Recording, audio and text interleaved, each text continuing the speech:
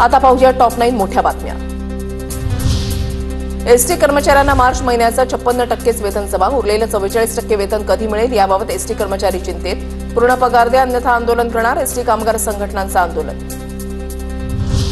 ST कर्मचाऱ्यांच्या इशाऱ्यानंतर सरकारकडून हालचाल, एसटी कर्मचाऱ्यांचा उर्वरित 44% पगार सोमवारी होणार। एकनाथ शिंदेंची फायनान्स सेक्रेटरी ओपी गुप्तांसोबत चर्चा, पगारासंदर्भात उद्या लेखी आदेश जारी केले जाणार।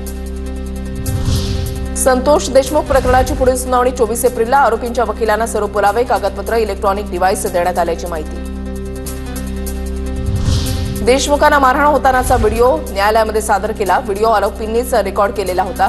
साक्षीदारांची नावं उघड करण्यात येऊ नयेत, आरोपींच्या वकिलांना सूचना, अॅडव्होकेट उज्ज्वल निकम यांची माहिती।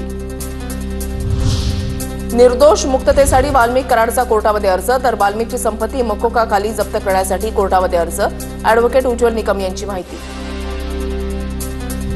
प्रशांत कोरटकरला जामीन मंजूर झाला असला तरी आजचा मुक्काम कारागृहातच, कोर्टाकडून कागदपत्र मिळण्यास विलंब झाल्यानं कोरटकरला आजची रात्र कळंबा कारागृहातच काढावी लागणार। शिवरायांचा अवमान केल्याच्या प्रकरणामध्ये कोरटकरला कोल्हापूर सत्र न्यायालयाकडून जामीन। लातूरमध्ये मुंबई पोलिसांनी उघडला ड्रग्ज कारखाना, रोहिणा गावातील पत्र्याच्या शेडमधील कारखान्यावर डीआरआयच्या पथकाकडून छापा, 2 कोटींचे ड्रग्ज जप्त, 2 आरोपींना 14 दिवसांची न्यायालयीन कोठडी।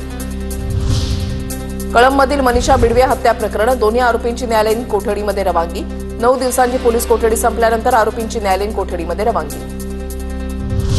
सप्तशृंगी गडावर भाविकांची अलोट गर्दी, गर्दीमुळे भाविकांची एकमेकांना ढकलाढकली, वेटिंग हॉलमध्ये ही गर्दी होऊन भाविकांमध्ये ढकलाढकली।